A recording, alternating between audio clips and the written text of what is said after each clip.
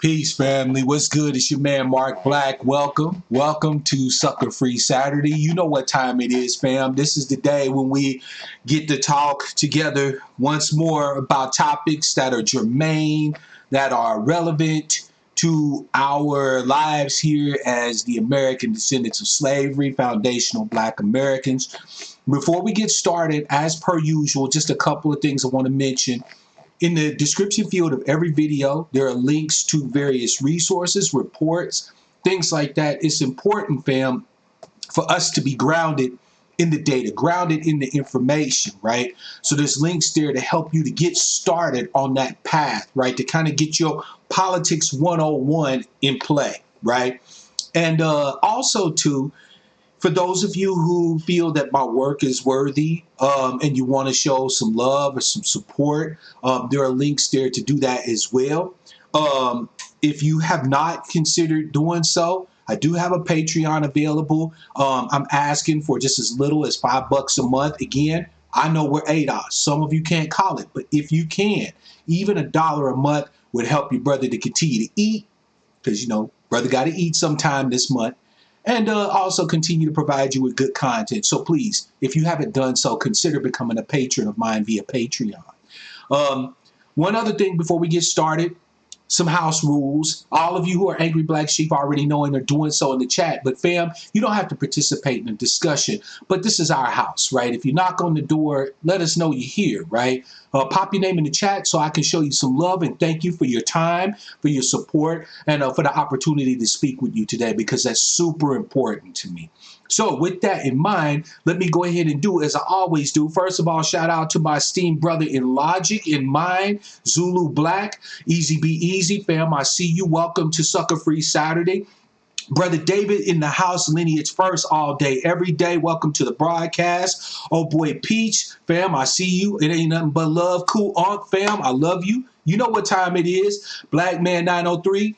You know what time it is, fam. Welcome to Sucka-Free Saturday. Antonio from NYC, fam, I see you. Welcome to the broadcast. John Anderson, namaste. I see you. Welcome to the broadcast. Shalom, Brother Paul. Welcome to the broadcast. Amin Tutank. Peace, fam. Welcome to the broadcast, right? And again, fam, if you show up as you show up, let us know you're here so you too can get some love from your man, Mark Black. So this broadcast today, fam, is titled Lineage or What, right? Because for those of you who have been kind of following the progression, if you will, of the whole ADOS or ADOS thing, right?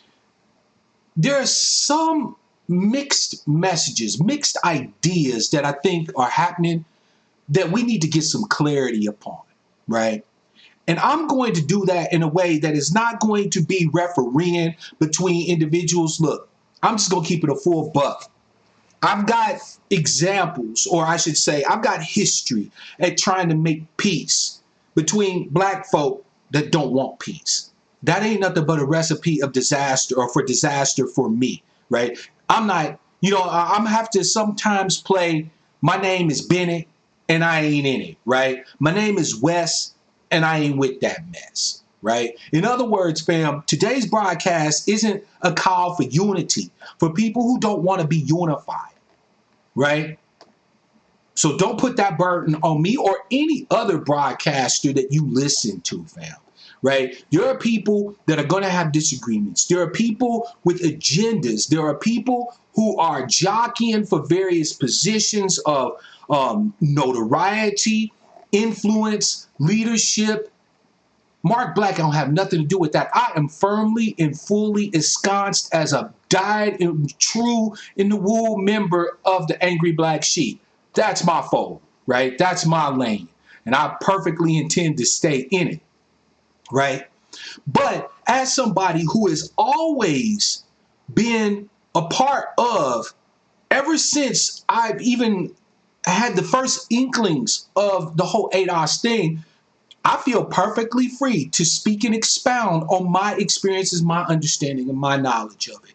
By the way, peace to Taj Marie. I see you, sister. Second town hall. Damn, do work, sister. Do work. Welcome to the broadcast. Relax. Prop your feet up and stay a minute. Fam, get your libations, right? As Yvette say, get your snacks, get your drinks, get relaxed. We're going to have a conversation as we always do. So, lineage or what? What does Mark Black mean by that? By the way, fam, notice the new chair, right? That's my Christmas present from my missus. Shout out to the missus, right? My old chair was uncomfortable as hell. You see what I'm saying? It had metal parts that stuck off and scratched me up and all. I'm loving this thing. So when we talk about ADOS, right? I guess the first thing to do before I even get started is to find out. It is hella comfy, John. Hella comfy, fam. The first thing to do is to find out from you, right? What does ADOS mean to you? When you hear the phrase American Descendants of Slavery, what does that mean to you?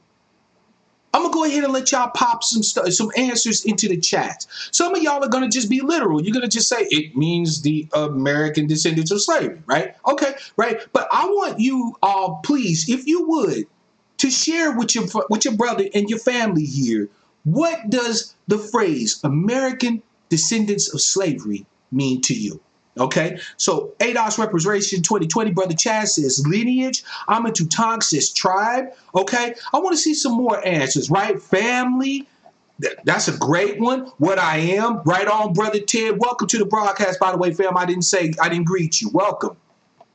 So you see, family, we got a few answers here, right? Lineage to the killing fields of slavery, right? A whole life, a group identity. Okay, good, good, good. So I'm seeing a common thread amongst all these answers that I've gotten so far. Keep them coming, fam. Keep them coming, right? Like Brother Paul said, my peeps Bones is here, right? That's what I think. Facts, facts, facts. All of y'all are hitting it on the head. Okay, right? Alan R. with the Justice Claim. Thomas B. Yo, I see you, fam. Welcome to the broadcast. You as well as Alan. Welcome to the broadcast. So as you can see, fam, the phrase itself is not problematic.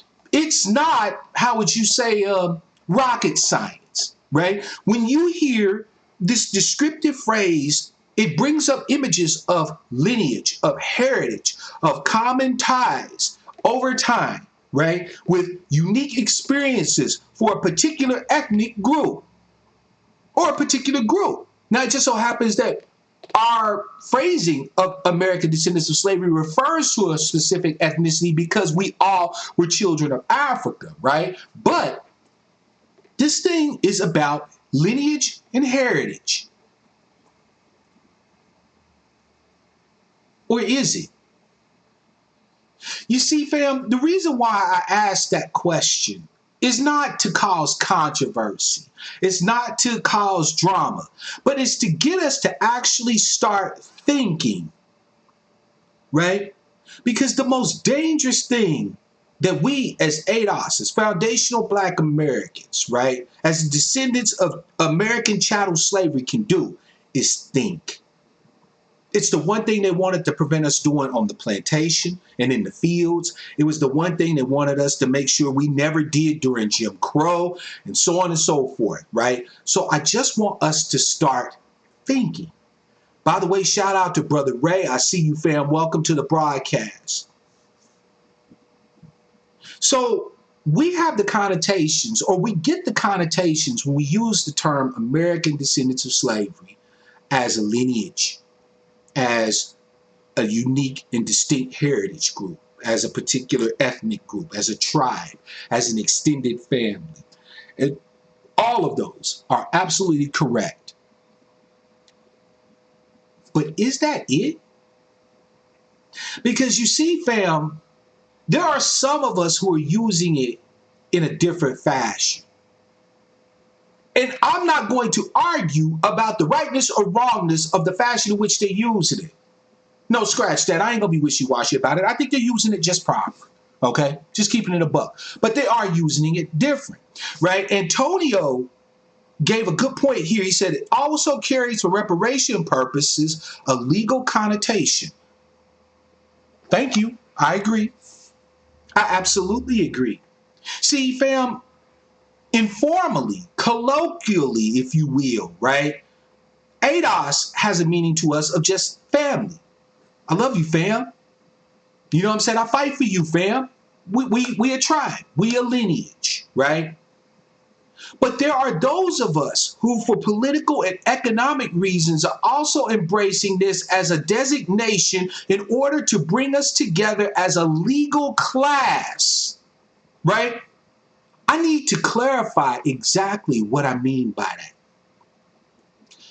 How many of you have gotten those little cards in the mail, right, that said, if you purchase this service during this date and time, or between this date and time and this date and time, you may qualify for a check based off of a settlement with this company, this, that, and the third. How many of you, pop a one in the chat, if you've ever gotten one of those little postcards in the mail, right, saying, you know, if you think you qualify, submit your information, you know, by this date and time, and we'll get back to you.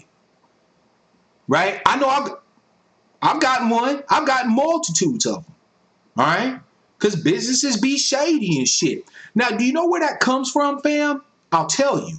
That comes from a mechanism called a class action lawsuit. Let me run it down. If you do something to me, right? Now, it's not a crime necessarily what you did to me, but it caused me a harm, right? In legal terminology, a tort.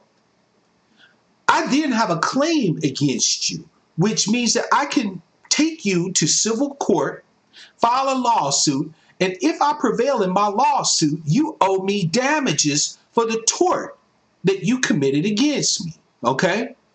So what happens when an entity or someone commits a tort against not just one individual, but a multitude of individuals? Well, I'll tell you what happens. What happens is that in order to get justice, someone representing this group of individuals goes to the court and goes through the process of organizing this group of individuals as a class.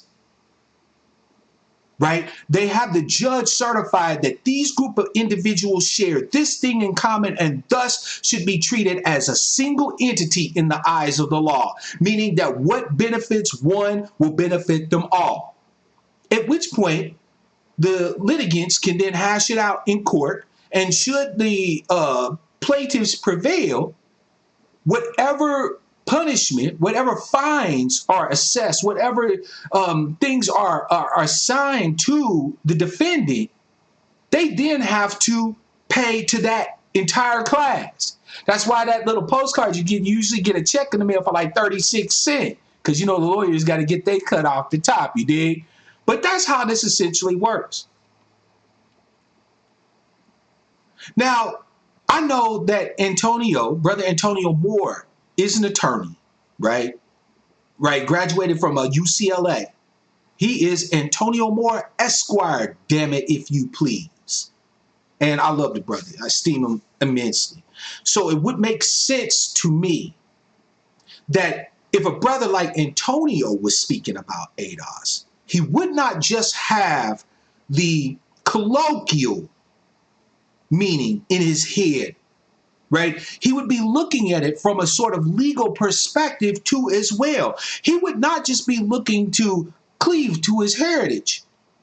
I mean, that's important to him. Don't get me wrong. I have seen no evidence whatsoever that Tone is for anything but ADOS, right, for his people. But that being said, he's also thinking about it on another level. He's thinking about it on a legal level. He's thinking of us not just as a unique heritage or a unique lineage, but also a distinct legal class. Sup, Quentin? I see you, fam. Welcome to the broadcast. Glad to have you. Now, family, why is it important that we talk about this piece? The reason why it's important is because the ways that we see ADOS dictates how we operate, how we move in this space. It explains why you see certain responses to certain things. It explains why you see a push in some ways for certain elements over others, right? Definitions drive action, fam. Words have power. If I call you beloved, that word has a definition, it has a meaning, and it will elicit a certain response from you. If I call you a bitch, that word too has a meaning and a definition, and it will also elicit a certain response from you. Words do have power. Designations, classifications, identifications also have power. When Antonio, and I'm not going to speak for him, I'm conjecturing. So let me just make this clear right from the get-go. I am conjecturing, and Antonio, as my brother, my esteemed brother, my fellow tribesman, and one who I love, is always welcome to correct me. But if I understand Antonio correctly, the reason why it is so important to us to embrace the name, other than the obvious psychological ramifications of uplift and esteeming ourselves and so on and so forth, aside from the fact that it makes it easy as hell for us to know who's who, the reason why he is pushing so hard to have the name ADOS be the designation is because in his mind, it also then makes us a legal class, able to be addressed not just legislatively, but also judicially. Now, if he's thinking this, and I'm assuming that he is, right? I'm assuming that he is. Understand, this is my assumption, but I'm assuming that he is. If he thinks this way, then would it not make sense that other designations would be somewhat anathema to him? Let me shout out my sister, my beloved sister Toolbox is in the house. Stakes is high. Welcome to the broadcast, right? Stakes is high said, I'm reaching. Explain, please. I don't have a problem with dissent. If you think I'm reaching in some way, shape, or fashion, you go ahead. Okay, you said it's about clout and power. I hear you. All right.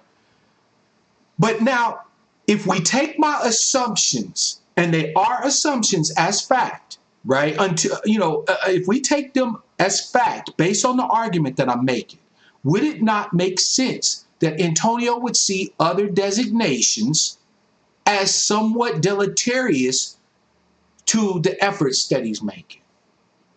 Yes or no? That's an easy question, right? If we're assuming that he sees it not just as a definition of our lineage and so on and so forth, but as a legal definition, then his response to other hashtags or other, nom de guerres or other AKAs, other acronyms, it would make sense. If he sees this particular designation as the key to unlock the door to judicial movement, political movement, so on and so forth, his response is perfectly rational and logical given now circumstances. Matter of fact, I would argue that if he was to respond in any other way, it would make what his efforts is doing nonsensical. It wouldn't be sensible. It'd be nonsensical. Pardon my words, family. Right? Okay. So can we assume then, on the same page here, are we good? People like Stakes, are we good, fam? I get you. You said it's about clout and power. I think we should address that. I really do. Now, do I think we all should necessarily address our concerns about people trying to grab the reins and stuff like that publicly?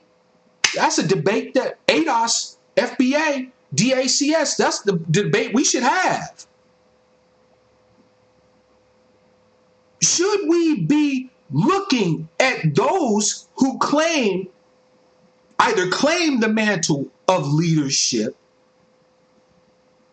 or have at least not denied it and so on and so forth. Should we be looking at that? Yeah, I think maybe we should. That's a debate we should be having, right?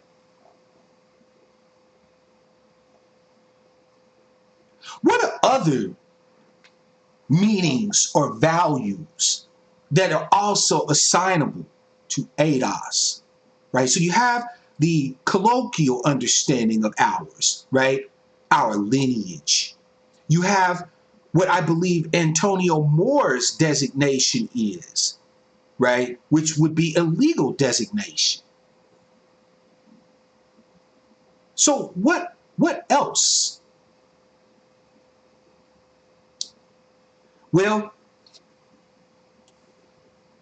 the only other designation, the only other value I could see that is assignable to ADOS is an assignation that relates to the creation of a movement, right? Every movement has had its little name, right? BLM, Black Lives Matter, right? Pick a movement, right? The environmental movement, right? Every movement has had their own little designations, right? The Sierra Club, the ERA, right? Equal Rights Amendment. There's a whole women's lib and feminism shit. Everything has had its own designations, right? So there are those of us who see ADOS not just as a lineage, right? You got PETA. Miss Kwame, I love you, sister. Welcome to the broadcast. I see you. Unsunken One, peace, fam. Welcome to the broadcast. There are those of us who don't just see the American descendants of slavery as the highlight of our unique lineage and heritage. Shalom, Sister August. Welcome to the broadcast. Afro Troop, I see you. There are those of us who don't just see it also as a legal class distinction, a legal class designation. But there are those of us who also see it as the forefront, if you will, of a larger movement. Raise your hand. Oh, you can't do that. Pop a one in the chat, fam, if you have thought of ADOS as a movement. If you think of ADOS as a movement, there's no shade that's coming, so tell it true, right? If you think of ADOS as a movement, pop a one in the chat. The movement of our time, the second civil rights, right? It's okay if you do. There are times when I've thought of it as a movement, right? So there's no shame in admitting that. Double C said I did it first, right? Afro Troop said one, and thank you, fam, right? Little lady said, yeah, an individual thing, right? I think of it as a movement. Our Jizzle, welcome to the broadcast, right? Yeah. So here's the thing. There's that idea that ADOS represents a larger movement. Okay. Right? A movement for reparative justice, right? That makes perfect sense. Black Dog's in the house. He said 1, 2. It could be a movement. Constance, welcome, fam. Welcome to the broadcast. So there are those of us, fam, who see it as the second civil rights push, of us coming together, organizing with each other to be able to complete the work that our ancestors done previously. Sister Jones in the house. Welcome to the broadcast, sister. Charles is in the house. Welcome to the broadcast. Okay. So let's talk about that particular definition, because remember, fam, words have power. We've now seen at least 3 unique designations for one single acronym. Let us discuss the idea of a movement, right? So ADOS becoming a movement denotes a whole lot of things. 1, organization, right?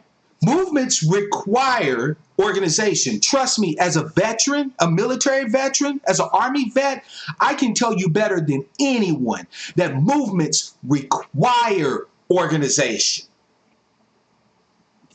You can't have it any other way, right? So you have to have organization, meaning that you have to have people who are hewers of wood, drawers of water, right? Workers, boots on the ground. You also have to have officers or leadership, people who take a broader picture view of things and organize resources, people, and so on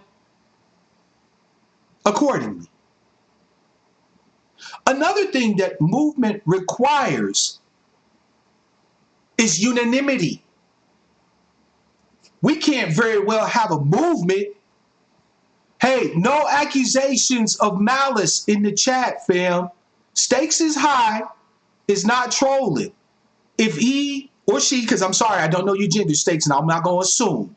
But if you have some valid concerns, you don't have to just put them in the chat. I'm going to open up the lines later, and you'll get an opportunity to call in, and we can have a conversation, right? But no assumption of malice here, family, all right?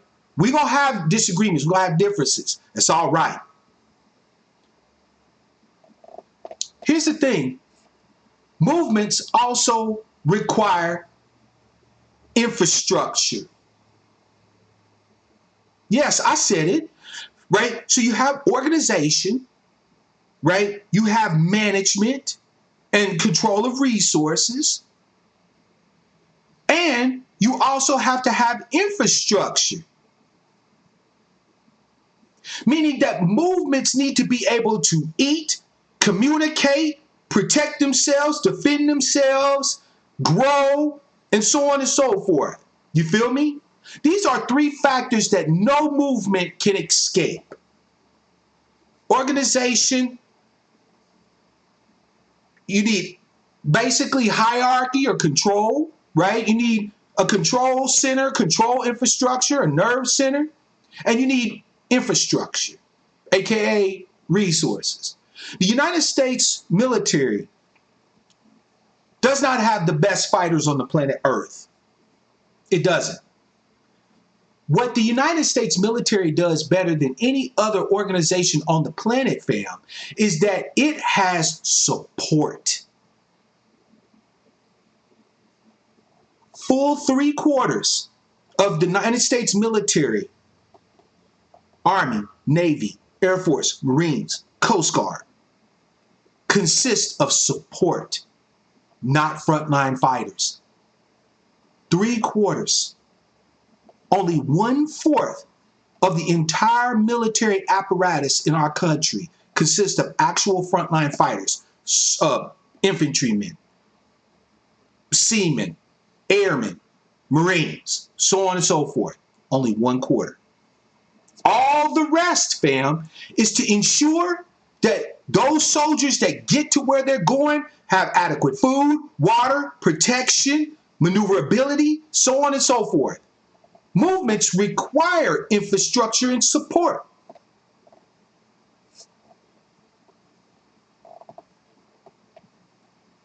Now, here's the thing. When we talk about ADOS as a movement, we have to measure ADOS as a movement alongside other movements. I mean, for the term to even have any validity, it has to be relative to something else. So let's look at ADOS as far as organization goes.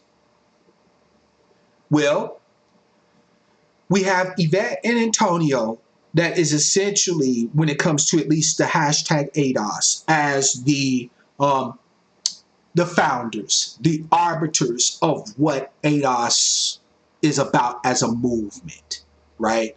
Which again, if you understand that they have this rationale in their head, every action that they take makes perfect sense. If they see it as something that is a part of a larger organizational opportunity, right? A movement, if you will, then their actions, or to be more precise, their reactions to things fall right into place. We've already somewhat established, because again, we haven't talked to the brother, but based off of some basic assumptions, we know that at least Antonio and possibly Yvette considers ADOS to be a legal class, right? You feel me? We know that they, of course, accept the designation as their lineage, right? So that goes without question. Do they see it as a movement? As the next push to finally put pay to the justice claim that is owed to us here in the United States of America? And I would argue that they do. And because they see it also as a movement, then it would stand to reason that the first things that they would want is to see chapters organized all around the country. That they would want to have a central locus of control of information, control of propaganda. And I mean that in its literal sense, not the pejorative sense. Propaganda just means to disseminate information with an ideological basis, right? It is clear that Yvette and Tone want control over the narrative, i.e. propaganda. Okay? Right? They also are looking for strategies that require the maintenance and the growth of infrastructure to sustain various local, regional, and ultimately national portions of this movement.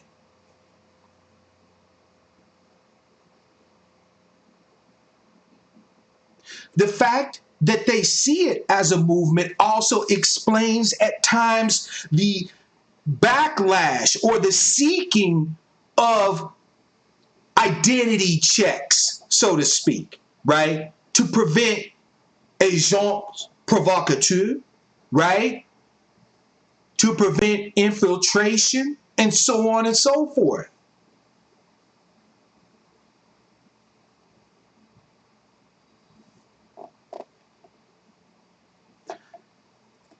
Here's the thing, fam. I believe that ADOS is all three to an extent. And I believe that unless we stop being lazy and demand that when people use the designation that they're letting us know exactly in what sense they're using the designation, that is a recipe for disaster. That is what I think. You see, this hit me like a ton of bricks. When I watched Antonio, by the way, happy birthday, beloved brother Antonio, man, may you live 1,000 years, fam. But when I was watching his live stream broadcast today, he said something that I know many of you were thinking, and we need to talk about it. And I don't mean it in that dismissive fashion that partisans do, right? Because understand something, fam. You have partisans of Yvette and Antonio. You know who you are. You are the people that have the potential to be some of the greatest players in this game of justice, but you also have the potential to be the downfall of our entire justice claim. You know why? Because of your partisanship. Partisanship requires devotion. But devotion means that you can't really question a lot of shit. Come on now, let's talk about it. Let's talk about it, fam. There are too many fucking partisans out there. People that wouldn't give a damn what ADOS was called as long as it was Antonio and Yvette or Tariq that was calling it. They wouldn't care if it was FBA. They wouldn't care what it is. They don't care about the designation. They don't give a shit about the high-flying, high-minded arguments. They don't care about the data. They care about the personalities. And because of that, fam, they are partisans of people. And that, fam, is a big fucking problem. That is a huge problem. But you don't have to take my word for it. Because all we have to do, fam, is go look back. What happened in the civil rights era when Medgar Evers was killed? We had people stop coming to meetings, didn't we? Shit, they killed Medgar Evers. Oh man, these crackers is crazy. I don't know if I could come to any more meetings. At the time they killed Malik al-Shabazz, it is estimated that his entourage had more police, more feds, more pigs in it than it had actual people that was looking to support him. How is that possible? Because pigs can lie to you legally. They can pretend to be your biggest partisan. Meanwhile, reporting everything you say and do to the authorities and the powers that be. But when they killed Malik al-Shabazz, how many more people fell off?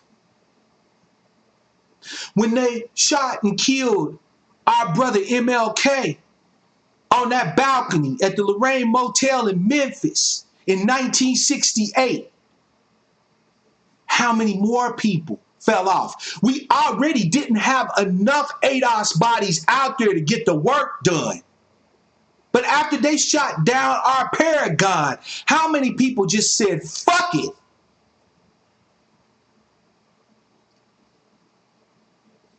When they shot the chairman, Fred Hampton, in his bed early in the morning in Chicago, how many people said, fuck it?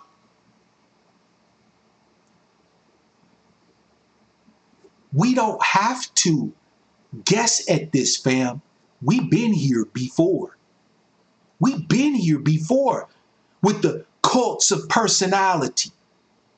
We've been here before with elevating people over ideology or lineage, right? Because back in the day, it wasn't organized necessarily around lineage. That's our secret weapon, fam. That is our ace in the hole. The fact that ADOS, FBA, DACS, BADASS, every one of these all denote a lineage.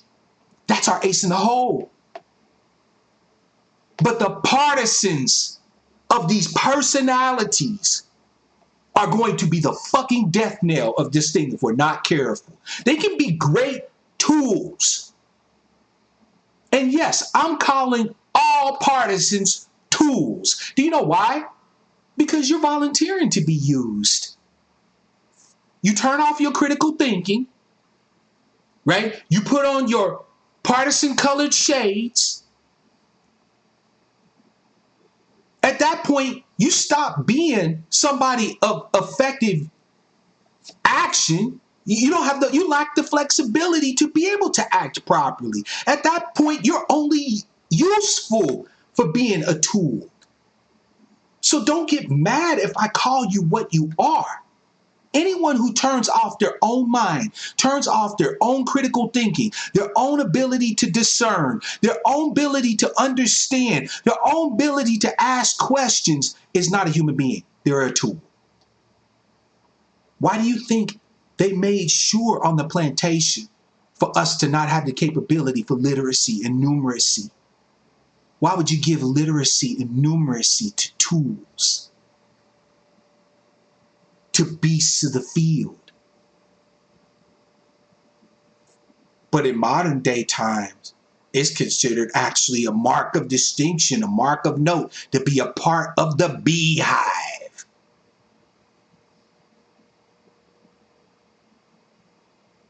No matter if that thing up in front is not a bee, but a Judas goat.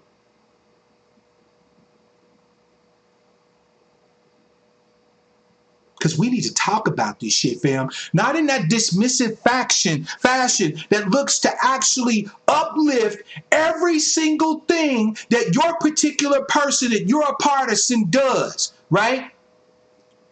Because Yvette and Antonio's partisans won't allow any type of critique of their ideas, of the things that they espouse, their biases. Because they're human. Last time I checked, they were, which means they have all of those. They have blind spots, gaps in knowledge. Thank you so much, Cool Unc. He said, parent character jumping up and down saying #1 fan. Exactly, fam. These people all have flaws, foibles, blind spots, biases, gaps in knowledge. They have hatreds, jealousies, worries, fears, concerns. The only time that won't be true for every single one of us, fam, is when we die and become one of the ancestors. That will be the only time everything I just said about you will not be true. When you finally transition, pass away, shuffle off the mortal coil. Until then, you are susceptible to all sorts of mind fuckery. And that's okay, because that's what makes you human. But it's what makes you a lousy thing to organize around. Because ultimately, you and I cannot be trusted. This doesn't mean that there aren't people that we can establish with a clear chain of evidence that doesn't have a track record of speaking to our interests, of working on our interests, and so on and so forth. Of course we do. We always do, fam. Until we do not. And then if you've put and invested everything into a particular individual as a partisan, then your effectiveness is completely blunted. You're out the game, whether you want to be or not.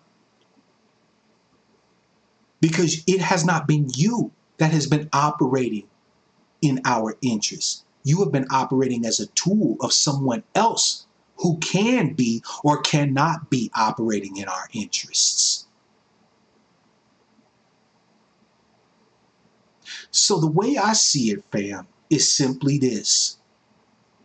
With all humility, as your brother and one who loves you, whether you call yourself ADOS in all three senses, right? The legal sense, I understand that whole legal argument, that makes perfect fucking sense, right?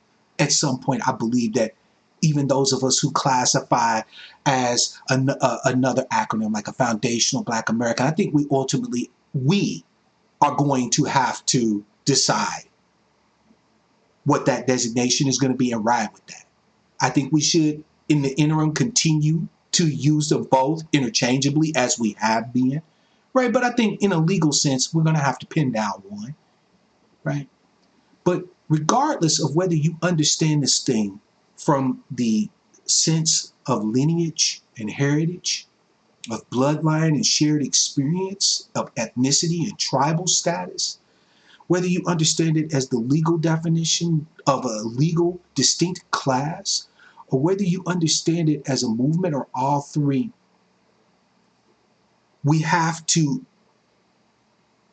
kill the partisanship. There is nobody who is a thought leader, an innovator, an advocate, a proponent who is above reproach, who should be followed so closely, so hard that the mistakes that they make cannot be laid out, that there can be no critiques. The quickest way to ensure that our collective aims at pressing home this justice claim does not occur is for us to embrace the old path of partisanship.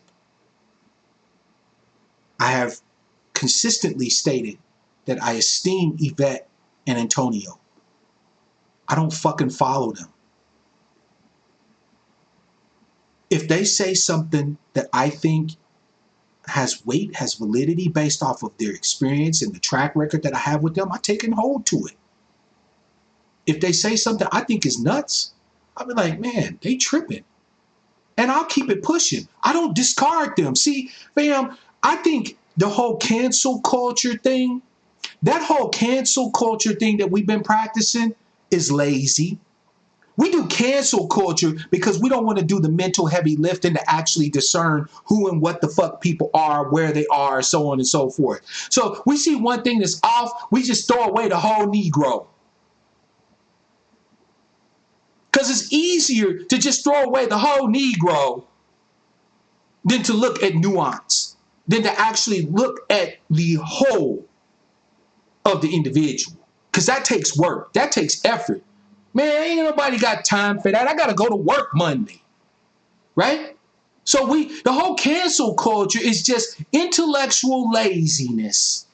It's the unwillingness to extend the effort needed to not have to make any fucking assumptions, but to know who and what it is that you're interacting with and what they're about.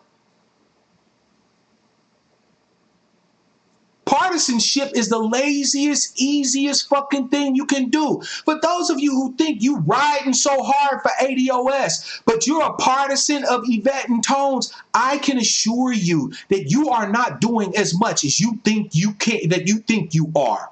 You are not helping us as much as you believe you are. Because if you actually were, you would not cleave to the people, to them. We esteem them. We respect them. I see the work they're doing. I see the track record they're laying down. But sometimes they talk and the shit just don't make sense.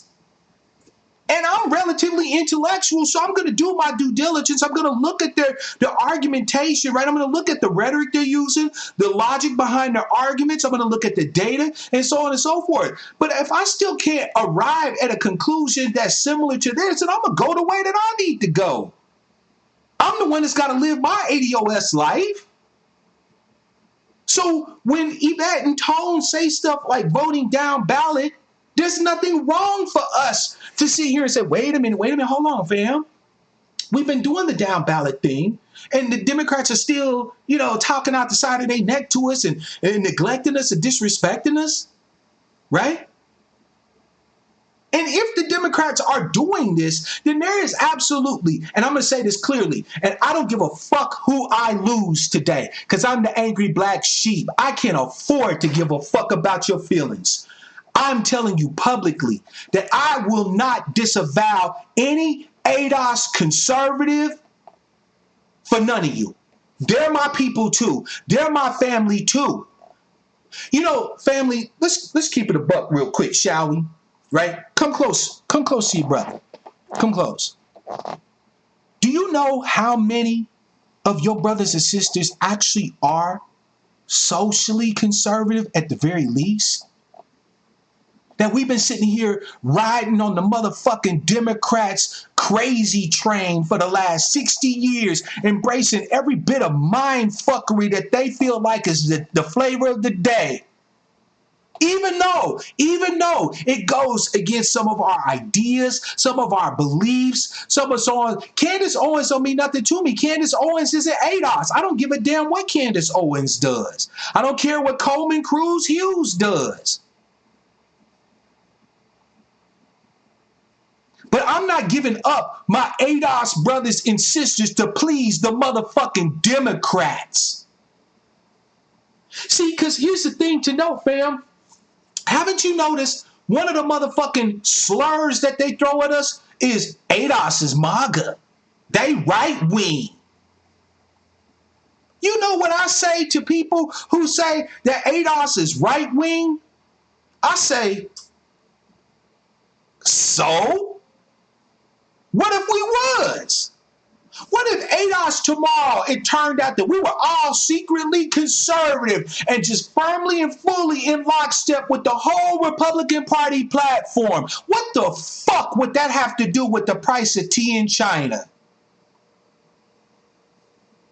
But we're supposed to please the possibility of a future alliance with Democrats, just completely deny all knowledge of our ADOS conservative brothers and sisters. My ass. Kiss my ass. The fact is that ADOS have always been, for the most part, socially fucking conservative. You know it and I know it. That doesn't mean that we always live our principles. No, because we can wild the fuck out. We got pathologies and shit. So we might be socially conservative, but we do bad shit sometimes. Socially conservative doesn't mean you ain't gonna have single mothers and dusty dick deadbeat fathers and this, that, and the third. It don't mean nothing like that. But it means that our attitudes lean towards structure, towards law and order. We like classifications for shit. ADOS, black folk, ADOS. I'm talking to you, fam. This is us having a conversation. Tell me the truth. We don't like all this 33 different genders and 4 different sexes and all this other bullshit. We don't like that. That doesn't mean that we're going to shit on our family, our brothers and sisters who might be LGBTQ or whatever. That don't mean we're going to be beating them and chaining them to fence posts and torturing them and this, that, and the third. But it means that we don't truck with that shit. It means for us, we like 2 genders. We like marriage to be between a man and a woman. We like our religion, right, and our spirituality, and we like to be able to express it. But to kiss the ass of these nut job Democrats, we done rode on the crazy train for decades.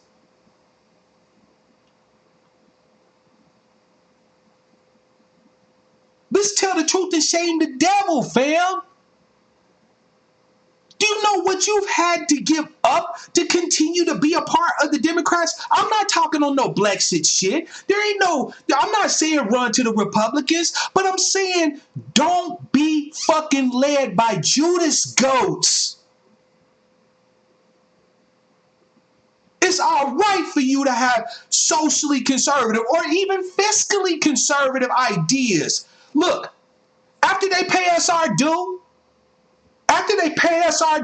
if they want to pare the government back to hardly nothing, and they can do it in a way that ensures that my people don't get fucked over, I don't care if they make a small government. I don't have a problem with small government conservatism. I got a problem with it because me and my people have been fucking rode hard and put away wet. Do justice by us. And if you want a small government at that point, I got no fucking problem with it. But I'll be goddamned if you tell me that I got to give up entire groups of my people simply because they on the other side of the so-called political spectrum. Shit. I was born during the day, fam, but I wasn't born yesterday. I got ADOS brothers and sisters right now, who are in the face of Donald Trump. Donald Trump is not our friend, right? Let's just keep it a buck. Donald Trump is no friend to ADOS people. We know this. He's racist. Yes, we know this. Okay? But all of that aside, explain to me, make it make sense, how we're supposed to be doing politics. So we have one party that is essentially the party of our captive vote, right? They believe we owe them our vote. So much, in fact, that they don't have to promise or deliver to us anything in order to get it. And if we squawk too loudly about it, then they get all in their feels and shit, and they turn their backs and neglect us. They won't say our names. We're people of color, minorities. We're diversity. You dig? Okay, so that's one half of the political spectrum. Then you have the other half that constitutes partly the rabid white supremacists, the open dyed in the wool, out and out white supremacists that left the former party. So they went over there, okay? So they got them, and then they got a bunch of other fellow white citizens, mostly of ours, that don't really understand anything about us, don't really have any interaction with us, and haven't had to depend on us for anything, so they don't really even seek us out. So on one hand, you got neglect, and on the other hand, you got, we just simply don't know what to do with the motherfuckers. But we're supposed to wait on the ones that neglect us and ignore the ones who don't know shit about us, who have no horse in the race because they don't know what our interests are. No one goes over there and frames our interests in a way that isn't also supporting their interests. Because I don't give a damn what you say, family. One thing I've learned about our so-called right-wing fellow citizens here in this country is that all of those motherfuckers are open to arguments that appeal to their self-interests. All of them. All of them. All of them. I've sat down and talked to white supremacists, actual open white supremacists, and I've said to them, let me ask you a question. If you could ensure that we not only were separated from you, but never depended on you for a thing ever again in American history, would you sign on board a program that did that? Well, yes, I would. I really don't see any peaceable future between our peoples. Okay. So then would you support reparations for slaves? For enslavement, for Jim Crow and all of that. And they go, huh? Because they've never been asked the question. Most of these white supremacists have never been asked by anybody, would they support anything for black people? We just say, oh, that's a white supremacist, fuck them. So we don't have no conversations. So they think about it for a second. And they ask a very important question. What does that constitute? And I run it down. And then they think about it some more. And then they say something usually along the lines of, and you guys go your way and we go ours, right? I say, never the twain shall meet. We can act in unison as it benefits our interests, but y'all do y'all thing, we do ours. And we don't have any more of this race card bullshit, right? Nope, no more of that. And then they'll tell you, yeah, I think I can sign on board for that. I've had white supremacists, open white supremacists tell me that. But we're not supposed to talk to them. Because they racist. Sure, they racist. Are they white supremacists? They sure the fuck are. They want more supremacy for themselves. But even they understand that at some point, the current status quo can't continue to obtain. That if they want to be able to maintain whatever it is they want to maintain, it's going to them. I'm telling you their logic. To them, it is going to require a separation from us. And any separation that leaves us in an inferior position ain't going to happen. So if they're for white supremacy and white separatism, then they're going to back anything that helps us to get the fuck away from them. And this is open white supremacists, open white separatists that I've heard this from. But if you listen to some of us who think of ADOS as not really a civil rights movement, but a democratic reform program or some shit, we shouldn't be talking to those white supremacists over there. We shouldn't be talking to them damn conservatives. Oh, especially if they black. Explain to me how that's supposed to be politics. You're going to have two parties that you got to deal with. The Greens, irrelevant. Socialists, irrelevant. Libertarians, irrelevant. You got two. Democrats and Republicans, or as I like to call them, the Demopublicans and the Republicrats, because they really the same party. It's just that one party is too lazy to actively try to kill you, and the other one don't have no problem putting in the work. So we ignore one and wait for the other one. But that's politics. I don't agree with that. And guess what? Strangely enough, when you lay it out that way, a lot of black people don't agree with that. So why then do we have to hear bullshit from the partisans? It's a strategy that a lot of us can't truck with. This is not to say that I'm telling you don't go vote down ballot. If you think that strategy is going to work, go do it. Why? Because you're my brother and my sister, and I support you in every effort you make. Whether it's effective or not, we can argue later. But I support you in every fucking endeavor you make to get us to our justice claim. Every single one. But you don't get to tell me that I got to eat that when I got a brain, when I'm not a partisan of a particular individual, then I'm supposed to just buy in because so-and-so said it. And that goes for Tariq. That goes for Jason Black. That goes for Professor Black Truth. That goes for Yvette. That goes for Tone or any other new black media personality or thought leader or influencer out there, fam. There are none of them who is capable of figuring out what is best for us as a people as you are. You literally are the savior you've been waiting for. Again, you have to do this thing with me. So do it with me. But don't get caught up in following me so much that you can't. Look, on Twitter today, I put up a post, fam. And this is, I'm going to slow it down here and open up the lines here shortly. But on Twitter today, I put up a post. There's a brother who I esteem probably more than any other brother that I've had the opportunity to hear speak.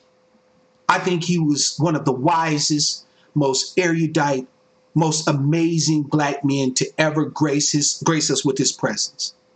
The inestimable, ascended ancestor and elder brother John Henrik Clarke. He said, if you want a charismatic movement, you need a charismatic plan. So this way, when the leader of the charismatic movement is killed or gunned down or hurt, you can bury the leader with honors and continue the charismatic movement. Let's do work. John Henrik Clarke said, there cannot be an effective movement for justice for us as ADOS that is ever going to be led by a person. Because what has to attract us, what has to motivate us, what has to keep us going, even in the loss of our best and brightest luminaries, has to be the lineage. In this case, the ideology before. It has to be the ideal that drives you. We cannot afford your bullshit, lazy partisanship. I don't care how great of a saint you follow. We can't afford it. That is a luxury we cannot afford. If you are a Tariq partisan and you don't like what the fuck I'm saying, there's the door. If you an Yvette or Tone partisan and you don't like what the fuck I'm saying, there's the door. If you ride with Jason Black, Professor Black Truth, this, that, and the third, and you don't like the fact that I'm asking you to put your lineage over your partisanship for your particular fandom, there's the door. I don't want you here. Because the only people that we can trust are the ones who uphold the lineage over everything else. Our lineage will never die. You are the mother, or the child of your mother and father, just like I am. You are the grandchild of your grandmother and grandfather. Your family members, once they took their place among the ancestors, went beyond the capacity of white supremacy to do anything to anymore. And most importantly, they still are the engine that will drive your growth, drive your expansion, drive your push to press home this justice claim if you would only let them. Why do you think all of the saints and the holy ones are all dead? because then they can't be corrupted anymore. Then we don't have to concern ourselves with their flaws and so on and so forth.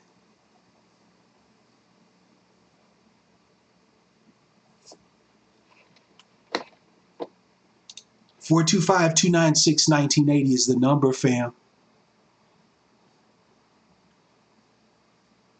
Damn your partisanship. I don't put Tariq above what we need. I don't put Yvette above what we need, much as I esteem her. I don't put Jason Black above what we need. I don't put none of them above what we need.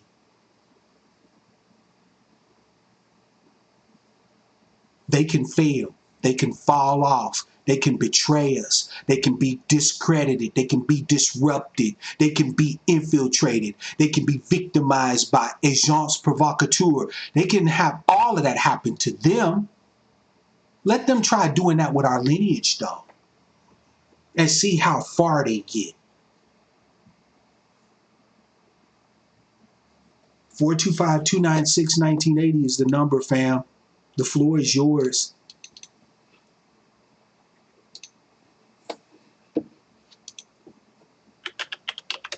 Let me make sure I got your Skype up here. First come, first serve, fam. You know how it is. Let me go back and read some of y'all's comments. I appreciate so much everybody chopping it up. Star, man, I see you. Shoot, God, so many people popped in here. In the world today, durable goods. Welcome to the broadcast, fam. Brother producer, you know I see you. Sister Adrian, I see you. Flex Caliber, mad love to you too as well. Hey, Afro Troop, I love me some Yvette.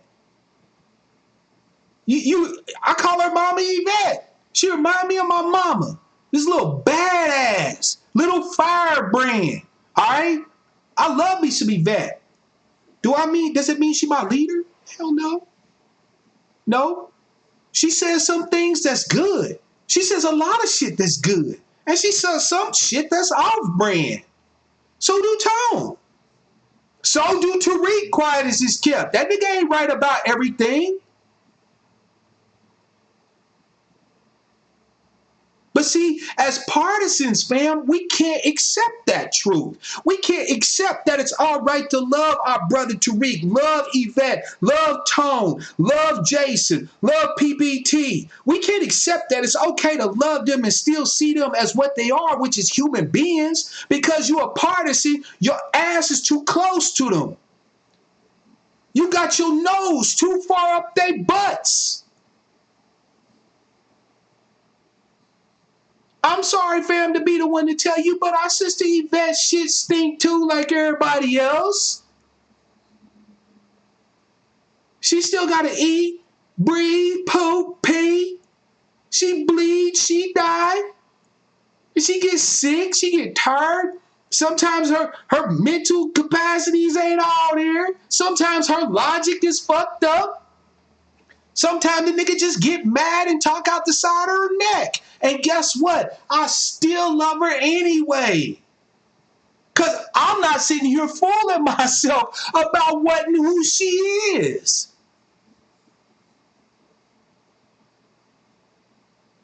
I have no illusions whatsoever about what Tariq is. Tariq capable of being petty and disrespectful. He's also capable of great erudition and really insightful thought. I still don't understand the stupid mink slide shit, and I'm never gonna ride with that. But I still give Tariq his propers. Because I'm not fooled by what he is. I'm not a partisan of Tariq. Hell, we ain't never even seen Jason or Professor Black Truth's faces, for fuck's sake. But I can still give credit where credit's due. I can also point out the bullshit they be on too.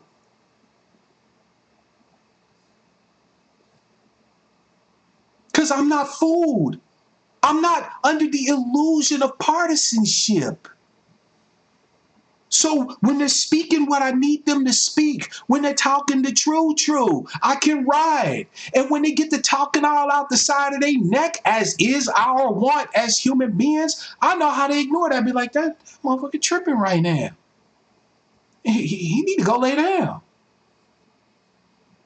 Y'all do the same thing for me too. Mark Black ain't 100% on everything. I'm studious, but I got gaps in my knowledge. There's information I'm not privy to. I sometimes have bad days. Come on, tired. My head ain't straight. Stumbling over my words and shit. Misquoting motherfuckers. Putting up bad information.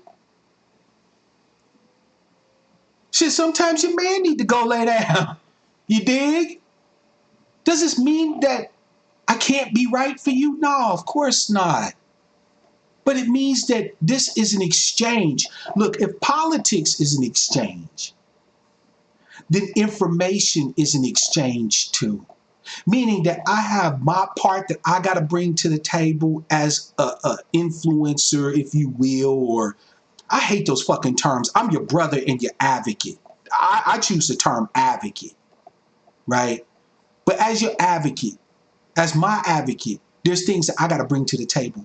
But as someone who I'm advocating for, there's a part that you got to bring to the table too. We can't afford the intellectual laziness or partisanship anymore. Because that truly, if you think about it, fam, nothing that happened today with Yvette, I mean, not with Yvette, but with Antonio and Tariq is necessarily a deal breaker, except if y'all let it be. If the partisans of Tariq be like, fuck that nigga Tone, and the partisans of Antonio be like, that nigga Tariq ain't shit, y'all the ones that kill the game. Everybody else can see what they had go on as a discussion between two brothers who obviously love their people. Never assuming malice until malice is displayed, right? Those of us who ain't partisans looked at the exchange as positive. That these two brothers can have a back and forth, go to meeting. You know what I'm saying? To get together, whether it was over Twitter, because it's not like, fam, that Tariq and Tone got each other telephone number. I don't talk to Tariq every motherfucking day. I talk to Yvette every so often when I call into her broadcast, and I've never talked to Tone personally. It's not like we all know each other in person. We can just pick up the phone and be like, yeah, I want to talk to you, Tariq, about that shady ass tweet you made, fam. That's not how this shit works. And y'all need to get over that. Because there was a lot of people who were saying, see, it's this type of bullshit right here. No, if we can only get interactions between us on Twitter and we feel strongly enough, people gonna post this shit on Twitter. There ain't nobody trying to start no funk. It was just discussion. But it's the partisans. It was the partisans of both Tone and Tariq that kept the shit going. That was going back and forth on each other's mentions, talking shit. This is why I'm not standing in between them two, acting as a referee. I refuse. Not because I'm afraid of Tariq, not because I'm afraid of Antonio. Truth be told, I'm afraid of you motherfucking partisans. Mark Black ain't here to get shit on because for some reason I said something that offended your pet Negro. I can't do it.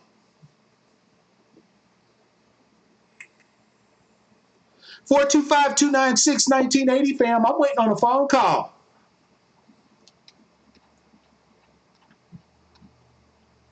There was a brother, I believe earlier, stakes is high. Stakes is high. Do you still have a disagreement with me, fam? Because again, the floor is yours. I want us to have a discussion, brother.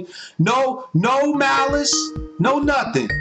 Here we go. Caller from 216. It's your man, Mark Black. What's your name? Where you calling from? And what's on your mind? Hey, Mark. It's Nigel calling from Akron. How you doing? Nigel, how you doing, sister? Peace to you. Welcome to the broadcast. What's on your mind, sister? So I was on Twitter and I saw the kerfuffle that was happening, and that was a pure mess. Yeah. And you are 10,000% right. I mean, I agree with you. I am scared of the people who are so ride or die for Yvette and for Tone and for everybody in the new black media. Yeah. It's like understand that we want to defend these people, we want to protect these folks, and they've given us good data. Because I know what I experienced with Yvette was, because I started watching her first, like right after she left Voice Watching. Right. Was she gave the data, and it just like smacked me upside the head, and I was like, oh my God, and I was looking to her like Jesus. It was like, Yvette can say nothing wrong. I latched on to everything that she was saying, and then I was digging into the things that she recommended, and I thought it was absolutely amazing, and I had never heard anything like that before. So I defended her to the death. But at the same time, like you said, she's just a person. And it's up to us to keep this going. That's right. And we're seeing all these ADOS chapters pop up around the country, all over the country. The fight isn't on Twitter. The fight isn't on Facebook. You got to get off the phone. You got to get off from behind the screen, and you got to come out here and do the work. Because these people in these chapters need protection. They need defense. They need a group to go out there with. I mean, I'm out here near Cleveland. 55th was like the most dangerous street in America for a very long time. I don't want to walk down 55th in Huff or 55th in Carnegie and 55th and God knows what with like 3 people and pray that the other 2 people that I'm with are going to take off running as fast as I'm going to run. I need people to get off the phone and get out there and figure out a chapter, start a chapter, because there's plenty of support out there. Yep. Everybody needs to be out here doing the work. So Reggie just said it in the chat. The ideology is the leader. That's right. Not Yvette, not Antonio, not Professor Blacktroop, not Jason, and not Tariq. The ideology. You sit there. If you're going to sit behind your screen, you got to figure out what's going on in your own city. You got to figure out what's going on in your own town. After this election that just passed, I'm starting to wonder how many ADOS actually went out and voted. If you had something to vote for, did you go out? Did you show up?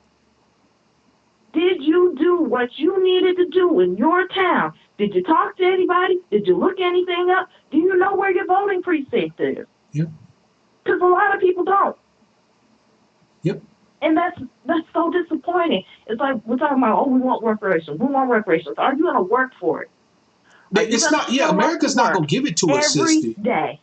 America's not going to give it to us. We're going to have to go out here like we always have had to go out here as ADOS. We're going to have to go out here and we're going to have to bring America to a come to Jesus moment, starting with the politicians. Yeah, and you can't fight them on Twitter. They don't care. You know what they gonna do when they see us up on Twitter cutting up and acting a fool? I saw people attacking the girl who wrote the New York Times article, and to me, from the argument that she made in her threads, she understands it. She gets it because she said it herself. She started one of the threads with her sister told her about. Nigel, I'm gonna tell you, gets it. The thread that she wrote was what I wish the article had been. Because in the thread, you got to see nuance. You got to see fair treatment. Like the article to me was a motherfucking, it was a hatchet job, right? I was mad as hell when I first read the article. But then when I went and checked the editors got to that. Exactly. When I went and checked her out though on her Twitter feed, and I actually went and followed her. I'm like, okay, she gonna do a chop job on us. I want to know who she is. Right? I want to figure out who you, right? So I went and followed her on Twitter. When I read that thread, I was like, well, damn. Now I'm pissed off because what was in the thread was what I felt the article should have been. Yeah. But see, how many people, though, Sister Nyjah, read the article and just went ham? No further due diligence, no understanding who Farrah Stockman is, what her background is, what she did, what she don't do, who she know, what she don't know. Like, how many people actually took the time to invest in actually understanding everything about the dynamic before they just spouted off some shit? Not many. Not many. And it's like, we spend so much time calming down the people who just like fly off the handle and go after them, go after whoever says something bad, that it's like, okay, well, you got that off. Let's reel it back in. Come on. Let's get back on code or Yep. whatever. And I'm tired of that though. You know it's what? a waste of I'm time. tired of that. It's a waste I'm of I'm time. done with partisans. This is my declaration, my manifesto, if you will. I am done with you partisans, right? All of you who idolize these people over the just claim of your lineage and your heritage, we don't need you. I'm sorry, Mm-hmm. but you're an anchor, a weight to what we're trying to do rather than a help. Mm-hmm. Sister, I'm gonna let you have the Let's last word. I got somebody else who wants to call in, but if there's okay. anything else that you want to share with us, sister, the floor is yours. I'll keep it very brief. Okay. I live in Akron, but our ADOS chapter covers Cleveland and Akron. The Mhm. city of Akron had a report. We're talking about Akron, where LeBron is from. Yeah. The city of Akron had a report come out in 2018 that had 5 main points. And one of the biggest points was that the government purposely excluded African Americans from economic development in that city. Sister, I do me a don't favor. Do you have a understand. link Yes, to the document? yes, I do. I Pop can your send it name, to you. pop your What's name your up here in email? the chat. I'm gonna make you a moderator. I want you to put a link in that so we can get that document and we can review that because I'm gonna read that tonight. I want to see that data. Absolutely. Absolutely. I got you. Okay. Uh, you want me to put it in the chat Yeah, and you just want me pop. to Yeah, email it to pop you? your name. Say this is me because I know you go by something else on YouTube, Nigel. So Yeah. yeah, Yeah. pop your name up there so I know who you are, Hmm. and then I'm gonna go ahead and make you a mod, and that way you can paste the link in the chat so that we can get that data, so we can be up on what we need to be up on to help you with your advocacy, to help us with our advocacy. Okay.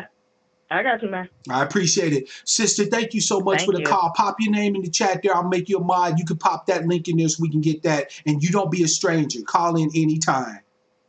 Absolutely. Thank you. You're welcome, Sister. Peace. See, fam, this is what it's all about right here. This is what it's all about right here.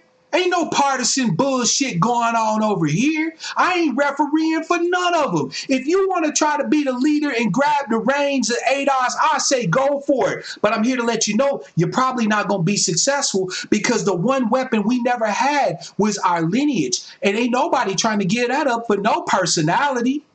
There we go. All right, Nigel, you can go ahead and pop that link in the chat anytime you get good and ready. 425-296-1980. I know stakes is high. I want to call in. Fam, let's do it. Let's have that conversation. Thank you, producer. Yes, we need to have these discussions. See, we got to stop being so scary. Like, people was like, oh, all this dissension, all this drama. See, this is why niggas can't never get nowhere. That's bullshit. No, the reason why we can't get nowhere is because of the motherfucking partisanship, because of the mental inflexibility, the unwillingness to actually do the mental work needed to see more than one position as valid. I'm sick of the logical fallacies that permeate our interactions with each other, the false dichotomy fallacies and the confirmation biases, only wanting to see what we already believe. No. Fam, I read texts, documentation, and all of that by white supremacists. You know why? Because I need to know what they're thinking. I don't have to agree with them to know what they own. You don't have to agree with Donald Trump to try to figure out what his motivations are, how you can finagle your way into the conversation. How, if he's being told that opportunity zones is the way to empower the black community, why don't we have ADOS who are trying to drop a bug in his ear to the contrary? Right? Because we know that OZs are fuck all, right? We know OZs is just gentrification on steroids, right? Okay, cool. Since we know that, where's our counter insurgency in the White House? You feel me? Where's the ADOS brothers and sisters that says, damn if he's racist, damn if he's Republican, I need him to get this work. I need him to get this data.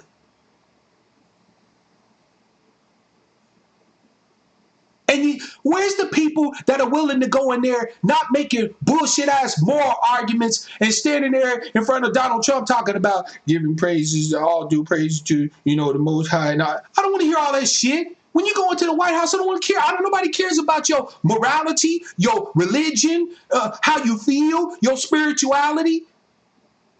You go your ass in there and you stand on the political square and you present your arguments, right? There was Chicago just had a committee meeting on reparations and shit. Okay, fam, I watched the whole thing live. Not the whole thing, most of it live, right? Fam, it was an absolute shit show. And do you know why it was a shit show?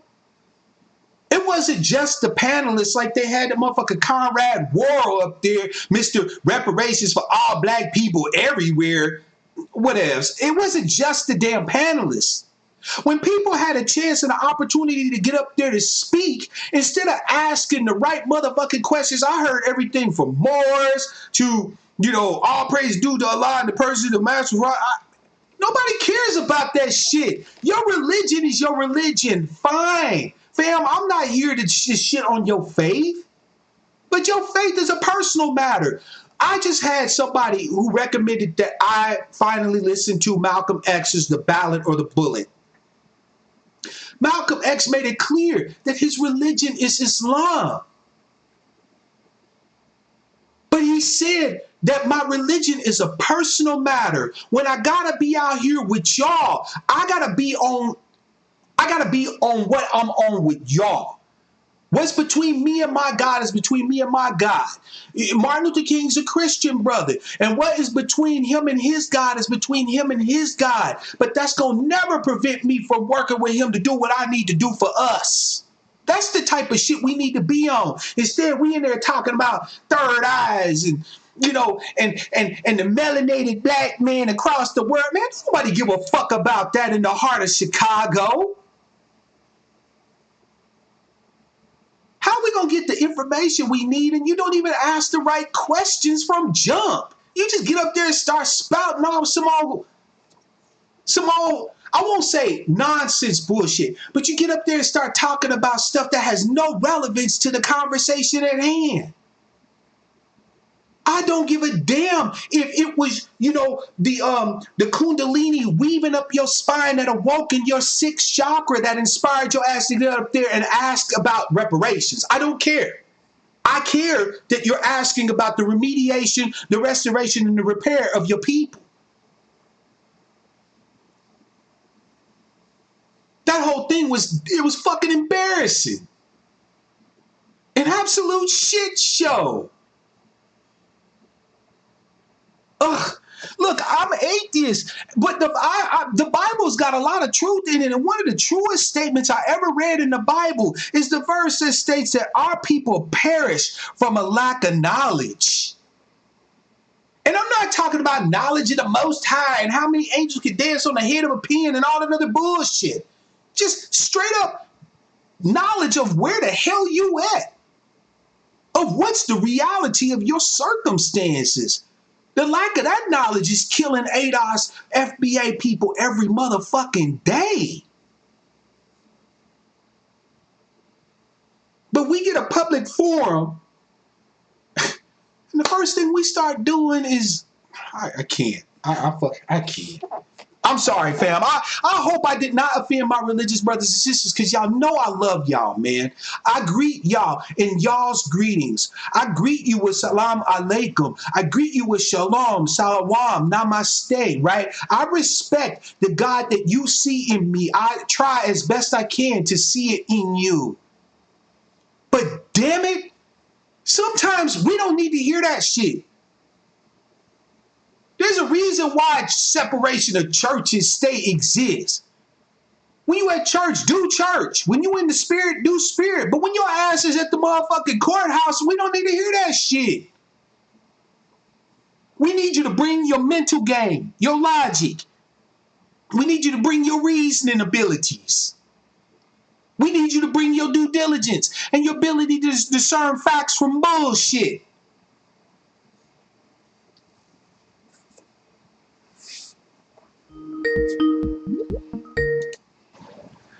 Calling from 909. It's your man Mark Black. What's your name? Where you calling from? What's on your mind? Texas High, California. I'm sorry, what's your name again, fam? This is Texas High, California. Hey, peace, fam. The floor is yours. What's on your mind? Well, I wanted to say, as far as the whole nuance with, as far as with the way Yvette works and the way Tariq works, I think Tone is kind of being protective of the whole ADOS thing because he doesn't want to get hijacked and become something else. So it's understandable. So it's such a very new movement, and it can be very easily manipulated and go different directions.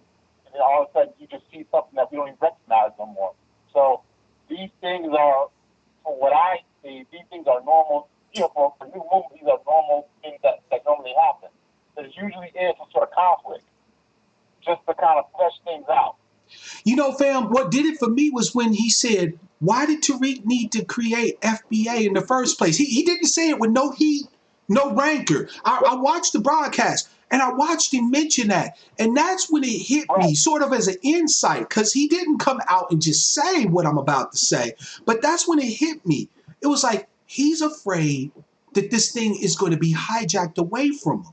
Right? And the only reason why he would be afraid is if he didn't just see it as lineage, he didn't just see it as a legal class, but also as a movement. Because once you understand that he's thinking it that way, his reaction made perfect sense. You feel me? Right, exactly.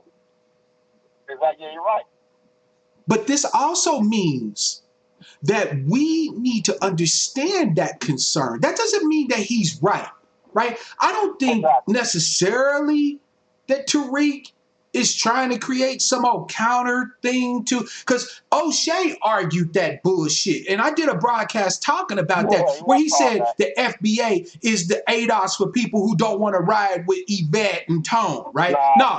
Damn all that, right? He's doing that for clicks. He's doing that to shoehorn his way in just to get clicks. Oh, most definitely. I mean, look, O'Shea is O'Shea, right?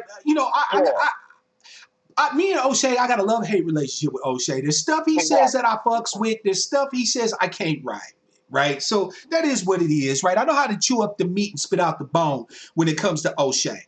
But the thing is that I don't necessarily think O'Shea is wrong, only in the sense that I think he's not the only one that thinks that way. And we need to hit that partisan bullshit off at the pass. See, fam, it all comes down ultimately. If you want to know what's going to fuck up our justice claim, if you really want to know, fam, it ain't going to be white supremacy. They know this debt is due, and it will be paid. What's going to fuck it up is personalities and partisan bullshit. That's it. That's it, and that's all. I can guarantee you, fam, because you know what fucked us up in the 60s? Was personality worship and partisan bullshit. Right. We've already been down this road before, fam. We like Neo in the motherfucking Matrix, and he's in the car, and he's getting ready to get out. And Trinity tells him, Neo, you don't want to get out. And he says, why? She said, because you've been down that road, and you already know where it leads. Fam, we've already been down the road of personality worship or personality denigration. This is how people can get away with talking shit about James Baldwin, who was one of the greatest partisans of ours that we have ever fucking had, but because he was gay. This is how people can get away with that bullshit. Because of partisan bullshit and personality worship. If we're supposed to be self-interested, and I define self-interest in that your interest is my interest, right? We both reflections of self as tribes people. You feel me, fam? Right. So if we're self-interested now, then that means that we're self-interested in all of ourself, not just the parts that we like. Because there's parts of us that really ain't shit. Let's keep it a buck. Black folk like drama. we heavily anti-intellectual in a lot of ways. We don't want to do sometimes the hard work needed to do. A lot of us like to fence sit and wall stand, right? We want to wait to see how shit wash out before we commit to anything. See what I'm saying? Right? So we just like any other person, there are aspects of yourself that you're not going to like. So when you see brothers and sisters that display some aspect of yourself that you don't like, projection, which is a psychological function, right? It's a defense mechanism. Projection is going to take what you feel about yourself and put that on your brother or sister. But that ain't got nothing to do with them. Heal thyself, right? Fix yourself, and then through fixing yourself, you'll fix us too. As far as with Tariq and his, I guess, do you think he's done? I haven't seen anything that he's done that has hindered. You know what I'm saying? I think he just brings a different audience to, Adolf or FBA, as you want to call it. I don't think he's done anything. But it's just, a lot of people just see things a certain way because of what they see before. But I don't see Tariq. So it's very nuanced because I don't see Tariq doing anything that says, okay, he's done things that kind of, go off message, or he's done things that drag people in a different direction. But it's because it seems like Tone is wanting to be like, it's like he's looking at Adolf as something that's personal for him, instead of just saying, okay, I'm a part of something bigger than myself. You know what I'm saying? I see, you know what, and I understand and I respect that, to be quite honest. I don't think there's enough of us that see this thing as personal. Now, that being said, that doesn't mean that our people, our tribe, has to cater to our personal feelings, our personal sentiments, and so on and so forth. There's nothing wrong with us claiming sentimentality, right? Personal connection. Like, I talk all the time about my ancestors drive my advocacy. That's a personal thing for me, fam, right? It's okay to have that. But that doesn't bind y'all to anything. That is simply my expression of how I interpret this transformational moment. You see what I'm saying? Yeah, I think personally, Unsunken One said it best, fam. He said, this skirmish is just part of the shakedown voyage of our justice claim. I couldn't agree more. So I'm sorry, fam, I cut you off. Go ahead. No, I was just saying, it's like this, to be honest with you, this type of stuff to me is good. People forget this thing is relatively new. Yeah. You know what I mean? This whole ideology, it's not new, but the idea, the movement is actually new. So stuff like this happens all the time amongst other groups. Absolutely. It's very common. You know what I mean? So when people are saying, hey, they shouldn't be doing this, like, no, they need to kind of, respectfully, but it needs to be some sort of thing where we get things hashed out.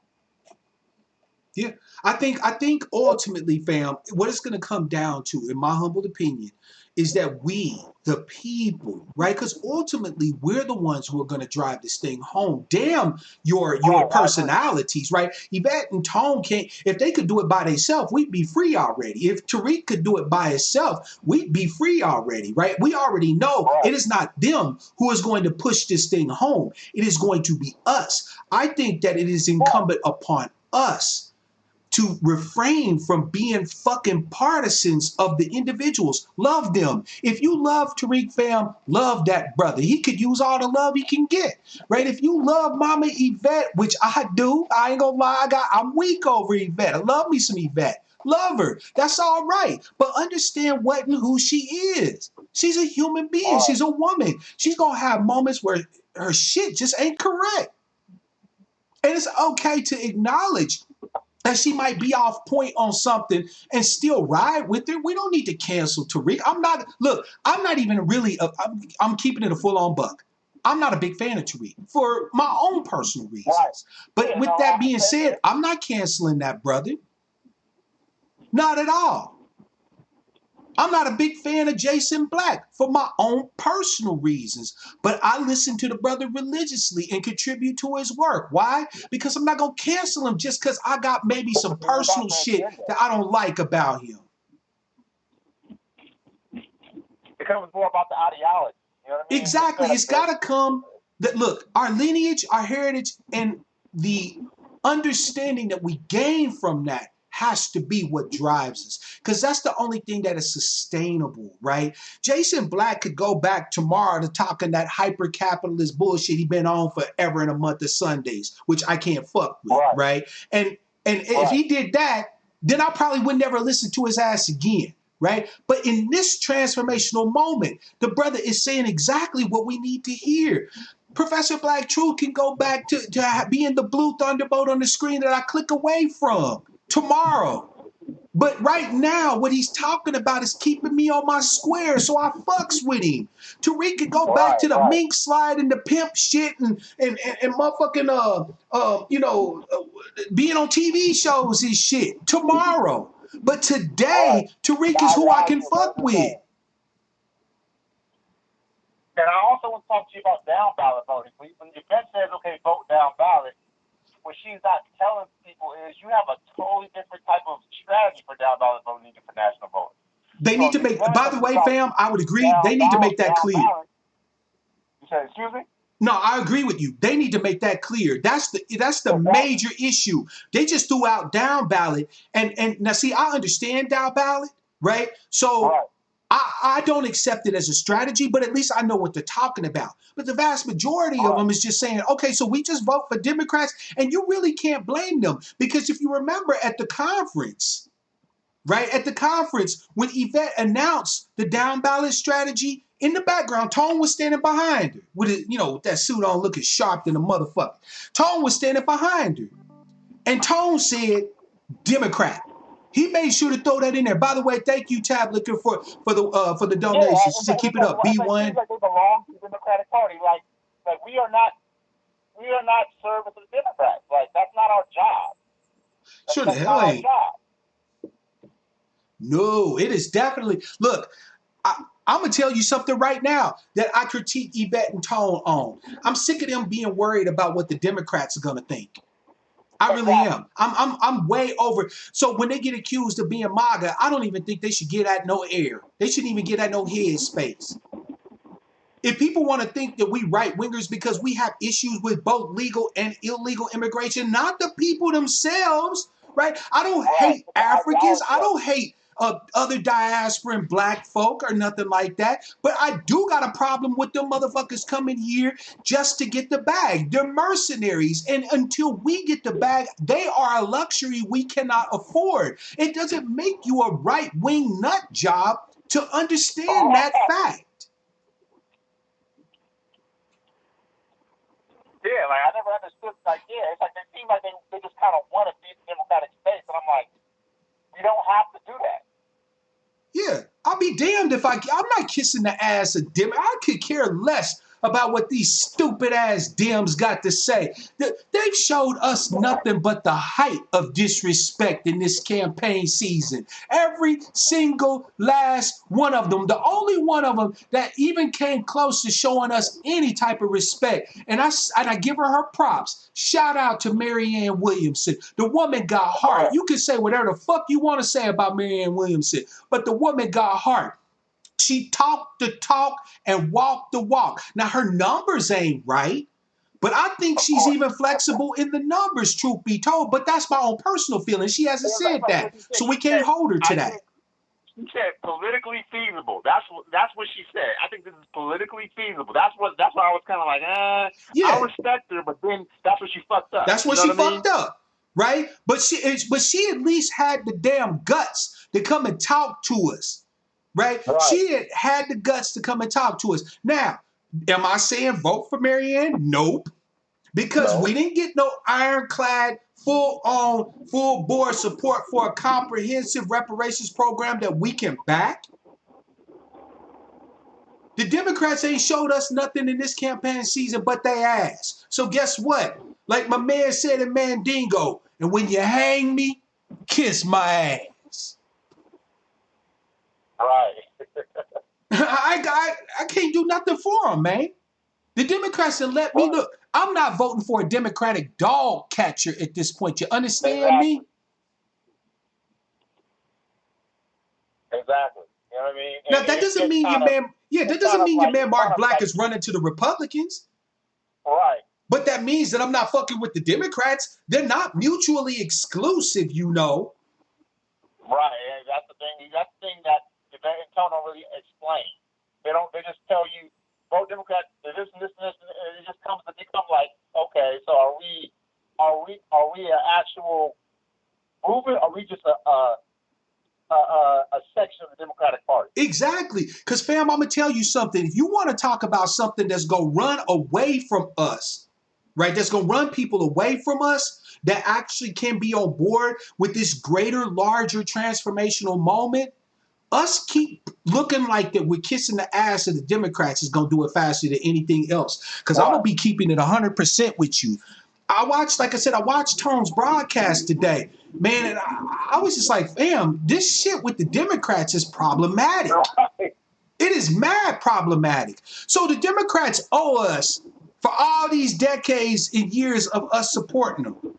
Man, how you gonna say that, Tone, when it is America that owes us this debt? You feel me? Right. Like, America owes us. So why should, and we're not necessarily kissing the ass of Americans at large. We dealing mostly with politicians, right? We are Americans demanding a specific redress of grievances from our government. Right? So we're not even dealing with the masses of Americans. We don't give a fuck what Joe White man has to say about reparations. Right. But we supposed to care so much about what the Democrats is talking about? Like, that don't make no sense. Right. And on top of that, how the fuck are we supposed to ignore the Republicans? Like, I'm sorry, but there is no argument that Yvette or Tone has made to me. And I'm a very logical brother. My emotions are not involved in this at all. This is strictly business, right? There is no argument that they have made to me at all that explains to me why I should not be talking to, interacting with, fucking with Republicans.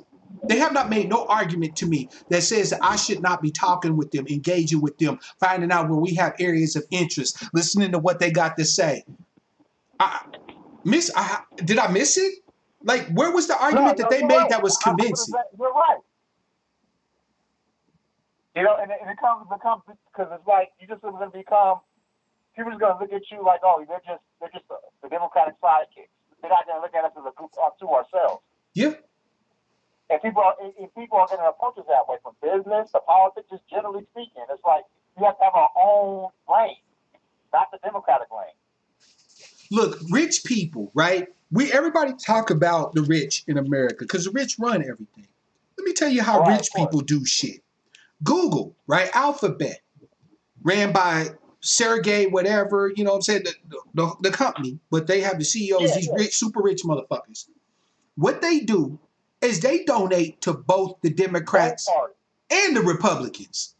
Now, why do they do that? A lot of money on local elections. I'm certain. A lot of money on local elections. Yeah, but I'm certain that they have a political ideology, right? So why do they then give to both parties? Why do they then invite partisans from both parties to come and speak at their little Google functions and shit like that? No, you're right. You're right. That's how it's supposed to be done.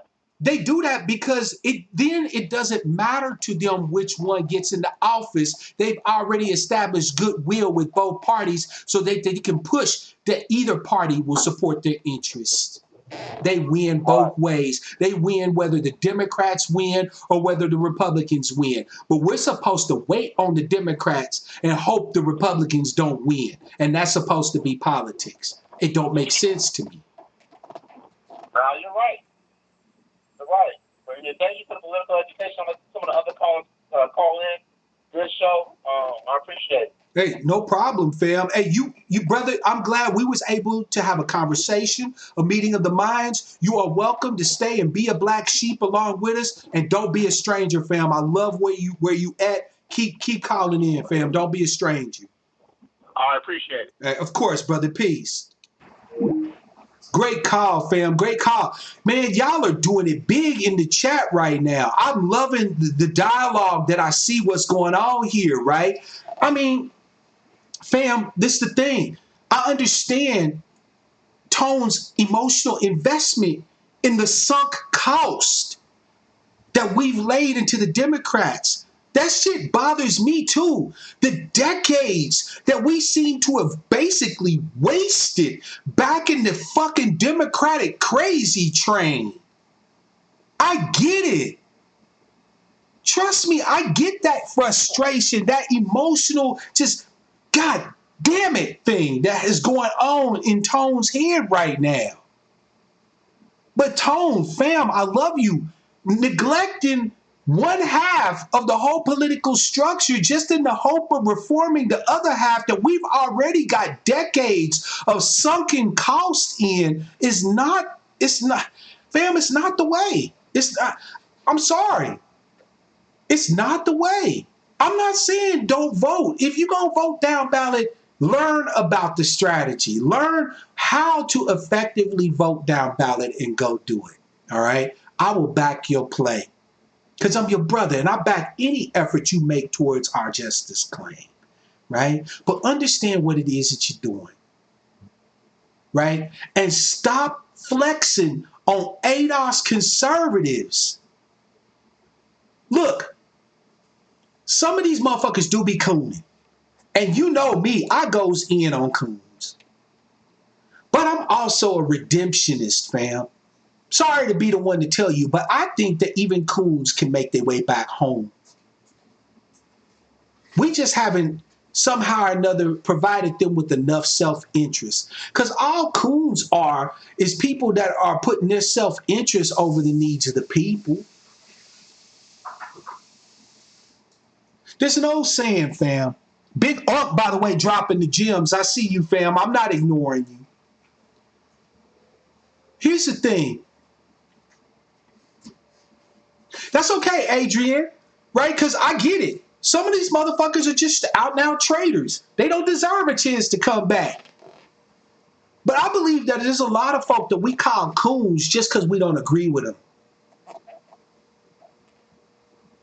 And I think that that shit is part of that bullshit ass cancel culture. That instead of looking at their points of view and actually analyzing them to see what points of view that they have are valid and which ones they don't, we just say, oh, them niggas is cooning. Mm-hmm. Nah, there's plenty of coons out there, no doubt. But there's also a lot of folk out there that just hold a different position, a different point of view than us that we won't put in the effort to figure out, to understand. Right? We got black nerds that have been disrespected and talked shit on that have made it somewhat made it away for themselves. So now they done turned their backs on us because they pissed off at us. They ain't had a healing.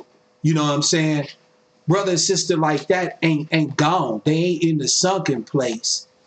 They just suffering. They got pain. You know what I'm saying? Hurt people hurt people. We hurt them, so they hurt us. You feel me? Right? We got people like that out there. Roland's not with us. Roland is of immigrant descent. I don't really give a fuck what Roland Martin's talking about. Like he's comedy to me. He don't mean shit. Nothing he say means shit to me. Roland Martin could turn around and start supporting ADOS tomorrow, and I still wouldn't give a damn what he's talking about. Unless his alliance was performative. And he would have, at this point, a whole lot of performance he'd need to do before he'd be able to walk amongst us without getting clowned. I'm just saying. But shit, even for some of the most dyed-in-the-wool bootlicks we know of out there, a broken clock can be right 2 times a day. How many times we done heard Don Lemon drop something and we like, is that Don Lemon? Like, he said that? And wait, I agree with that? Right? So we got to learn how to chew the meat and throw away the bones. You know what I'm saying? We can't keep sipping the Similac politically. We can't keep being caught up in our feelings politically either. This shit is just business. It's just business. Right? Us putting up the gates to keep the fuckery out, that's just business. And if we have to use fire, shade, and smoke as tools to do it, so be it. We ask nicely for immigrant brothers and sisters from the continent and the diaspora to fall back and either get on board with what we doing or shut their mouth. We ask nicely. We told them, fam, this ain't about us hating you, right? But this is about us dealing with our government right now. You know what I'm saying? We told them nice. And they got all in their feelings, so fuck them. This is business. Whoever whoever ultimately ends up sitting at that table, fam, is going to have to be cool, calm, and collected in order to help bring home that check. This can't be on no emotional shit. It can't be on no illogical shit. We can't be walking up in the White House talking about our religion or our sexuality and all that. Either you represent the lineage or you don't. You feel me? This has got to be a conversation driven by the adults. We don't need the little snot noses, this little Similac ears in the room. If you're not ready, if you're not built for this, fall back. Ain't no shame in it. We got a place for everybody. But if you can't find a way to cleave to every single member of your lineage, if you are looking for ways to discount people, to throw people out, I had an interaction with a sister today on Twitter who said, well, what about biracial ADOS people, right? I've been told that I'm not ADOS enough to be a part of this thing. You know what I told her? I said, look, if you have lineal descent to an enslaved American ancestor, and you haven't deracialized yourself, you haven't ran over to the light side of the force, then I fight just as hard for you as I hope you fight for me. You know what the sister said? She said, thank you. She said, because I was beginning to think ADOS wasn't for me. Ain't that a bitch? We ought to be ashamed of ourselves that we got people, sure, they a mixed race. Name me some ADOS folk that ain't really a mixed race. My skin ain't African black for a motherfucking reason. But because they biracial or mulatto or whatever, they get called names like tragic mulatto and this, that, and the third, and told they not ADOS enough. Get the fuck out of here. You got plenty of folk you can gatekeep, but don't be gatekeeping people that share our lineage. That's stupid. How do we know that pale, light-skinned ADOS motherfucker might not be the one to save us all? But because we on some, it's all black, everything shit, we lose them. I remember when I was young, fam, and I'm going to leave y'all with this one, unless I get another call, 425-296-1980. But my mother used to tell me when I was a boy, right? She said, son, she said, be careful. She said, because some have entertained angels and not known it. My mother was very deep, spiritual Christian woman, right? She still is. Be careful. For some have entertained angels and not known it. What I interpreted that to mean, fam, is that there is a person out there. You don't know them yet, but they coming. And this person might be dirty and smelly, might be homeless, might be mixed or biracial. But this person has just what you need to unlock the key, unlock the golden door with the key, right? And all that's required for you to get that key is to simply treat them like a human fucking being. That's all. To smile at them, to engage them in conversation, to find out where you have places of commonality, to not assume malice.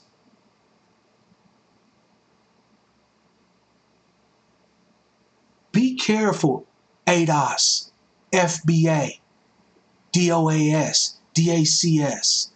Be careful, because some of you in this struggle will entertain angels that can press home our justice claim and not even know it. Thank you, fam. Thank you, fam, for the opportunity to speak with you as always. It is my honor my sacred duty, my pleasure as your brother and one who loves you to get a chance to just share with you a few thoughts to hopefully jog something in your psyche and your mentality. Right? What manner of atheist is this that preaches the gospel? Isn't the gospel the good news, fam? I like good news. Nothing about me being an atheist precludes loving good news.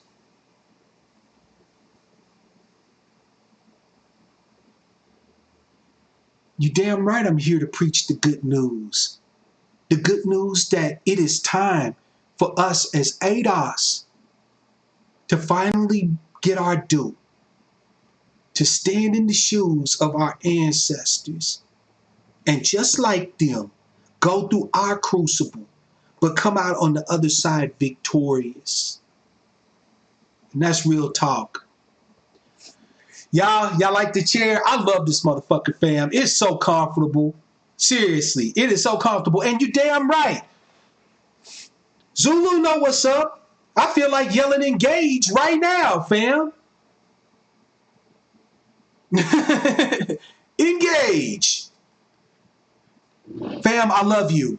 Thank you so much for your time. Thank you so much for the support. For Cool Unc, for Tab Liquor. I appreciate the super chats, the donation, fam. Even after the broadcast is done, there are other links in the channel. If you think what I presented today was worthy and you want to show some support, go ahead and click those links and do that. It's definitely appreciated. I'm not going to sit here and blow smoke up your ass.